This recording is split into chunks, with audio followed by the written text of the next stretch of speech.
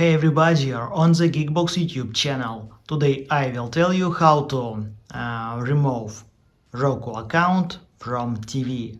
Let's go. Open settings.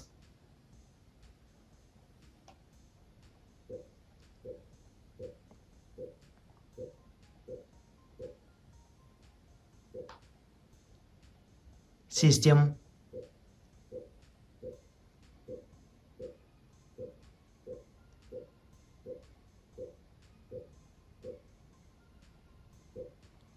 Advanced system settings.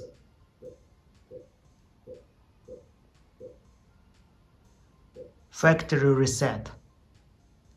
Enter code and press OK button. Or open Roku app.